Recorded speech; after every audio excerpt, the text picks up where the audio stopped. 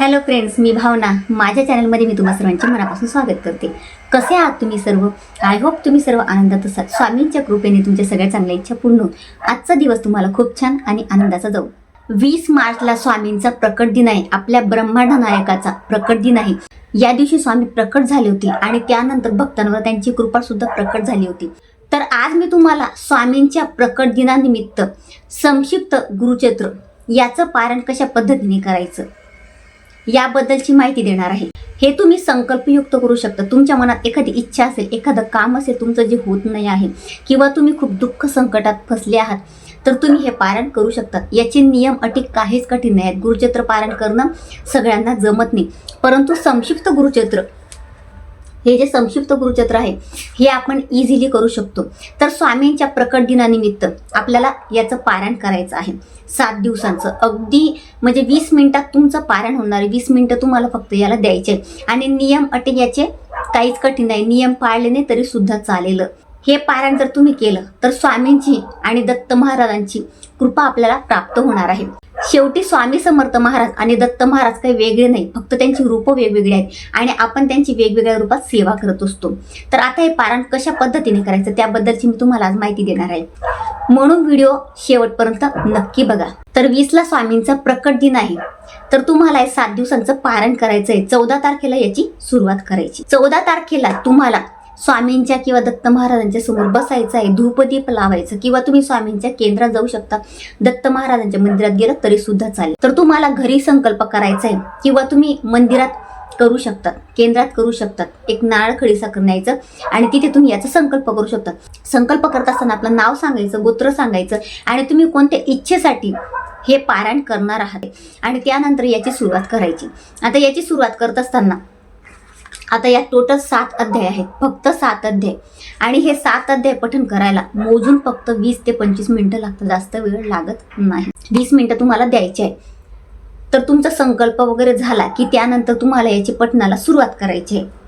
आता हे पुरुष महिला कोणी करू शकतं, किंवा मुलं मोठे असतील ज्यांना वाचता येत असेल ते सुद्धा हे करू शकतात. फक्त आता याचे पठणाचं कसं करायचं की म्हणजे वेळ तुम्ही एक ठरवून घ्या. जर तुम्ही सकाळी करणार तर 7 दिवस कंटिन्यू सकाळी करायचं. सायंकाळी करणार तर तुम्हाला 7 दिवस कंटिन्यू सायंकाळीच करायचं आहे. आणि जोपर्यंत तुम्ही 20 मिनिटं पठण करणार तोपर्यंत तुमचा धूपदीप चालू पाहिजे. दिवा अगरबत्ती चालूच ठेवायची. वाटतंय दिवा विजतोय, अगरबत्ती विजते, तर तूप टाकायचं आणि अगरबत्ती पुन्हा तुम्हाला लावायची आहे. 100% तुमच्या मनात जी काही इच्छा असेल ती पूर्ण होईल. मी तर याचं किती वेळा पारायण केलं असेल, भरपूर वेळा केला आहे.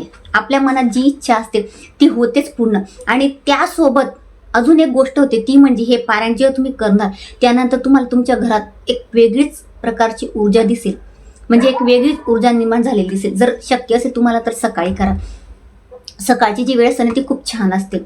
तर नसेल शक्य तर सायंकाळी केलं. हातपाय स्वच्छ धुवून तरी सुद्धा चालेल. तुम्ही ऑफिसवर जाणार असाल तर येऊन सुद्धा तुम्ही हातपाय स्वच्छ धुवून करू शकतात. गोमूत्र स्वतःवरून शिंपडायचं आणि त्यानंतर बसायचं आणि पठण करत असताना आसन घ्यायचं. पूजेची मांडणी करायची असेल करू शकता, नसेल करायचं तर स्वामींच्या किंवा दत्त महाराजांच्या समोर बसून सुद्धा तुम्ही याचा पाठ करू शकता. पण हे 7 अध्याय म्हणजे 7 अध्याय पठण करायला 20 मिनिटं लागेल. 7 अध्याय तुम्हाला कंप्लीट एका बैठकीतच पठण करायचं आहे. 20 मिनिटं काहीच हरकत नाही आपल्याला बसायला. आणि जर तुम्हाला काही प्रॉब्लेम असेल की तुम्हाला मांडी घालून बसता येणार नाही खाली, तर तुम्ही असं चेअरवर सुद्धा बसू शकता. जसं मी बसलेली आहे आता, चेअरवर किंवा स्टूलवर बसला तरी सुद्धा चालेल. फक्त त्यावर तुम्हाला आसन घ्यावं लागणार, डायरेक्ट बसू नका. आणि जर चेअर कोणी वापरत असेल तर त्यावर तुम्ही गोमूत्र शिंपडा, त्यानंतर त्यावर आसन ठेवा आणि त्यानंतर तुम्हाला त्यावर बसून पठण करायचं आहे. आता 7 दिवस कंटिन्यू. आज 7 अध्याय पठण केले. 14 तारखेला शनिवार आहे. शनिवारी तुम्ही 7 अध्याय पठण केले, रविवारी 7, असं तुम्हाला सलग 7 दिवस 7 अध्याय पठण करायचे. स्वामींच्या प्रकट दिनाच्या दिवशी तुमचा शेवटचा दिवस राहील, 7वा दिवस राहील. जर तुम्हाला शक्य असेल सकाळ संध्याकाळ आरती करायची महाराजांची, नसेल शक्य तर काही हरकत नाही. नैवेद्य करायचं तर नैवेद्य करू शकता.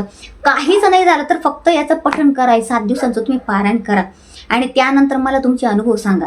घरात वातावरण 7 दिवस एकदम प्रसन्न पाहिजे. भांडण तंटा करायचे नाही आणि 7 दिवस परान्न वर्ज्य करायचं. बाहेरच्यांचं खायचं नाही. फक्त तुम्ही स्वामी सेवेकरीचं घरचं खाल्लं तर सुद्धा चालेल. आपल्या गुरुमाऊलींनी आपल्याला इतका सुंदर ग्रंथ करून दिला आहे, म्हणजे शॉर्टमध्ये करून दिला आहे.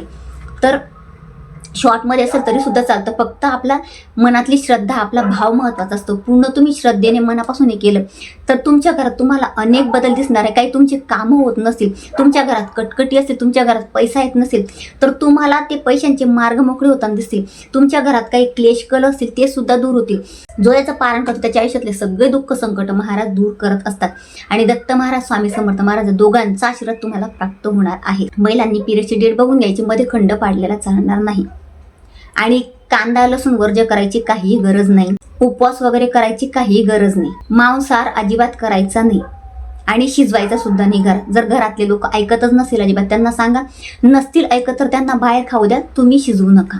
घरात अजिबात 7 दिवस मांसाहार करायचा नाही. आणि ब्रह्मचर्याचं पालन करणार तर चांगली गोष्ट आहे, नसेल करायचं तर काही हरकत नाही. पण मी तुम्हाला सांगली की करा. एवढे नियम पाळणार तर एक नियम पाळला तर काही हरकत नाही. आणि व्यवस्थित शुद्ध अंतःकरणाने याचं तुम्ही पारायण नक्की करा. तुम्हाला नाही अनुभव आला ना, तुम्ही मला सांगा. खूप सुंदर ग्रंथ आहे. आपल्या गुरुमाऊलींनी आपल्याला इतका सुंदर मार्ग दिलाय, फक्त त्याच्यावर आपल्याला चालता यायला पाहिजे.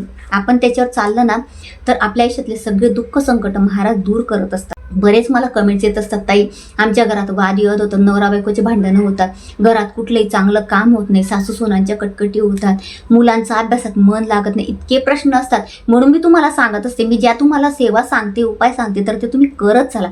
तुम्ही करणार तर त्यानंतर तुम्हाला तुमच्या आयुष्यात बदल दिसणार आहे. आणि आपण मनुष्याने जन्म घेतला आहे, त्यामुळे आपल्याला ग्रहांचे काही दोष असतात, वास्तुदोष, पितृदोष, काही ना काही दोष आपल्याला लागलेले असतात.